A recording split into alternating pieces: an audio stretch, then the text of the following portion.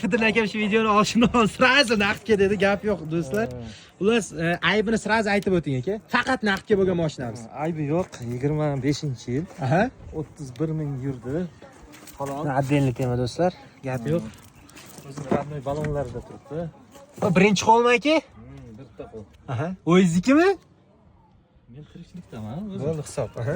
Bitta qo'l salonda. 4 ta eshik, orqa kiruvlar shunga qilingan. Gap yo'q do'stlar. Zapaskalar ham tushmagan, orqalari ham ko'p. Qani? Yangi turibdi mashina.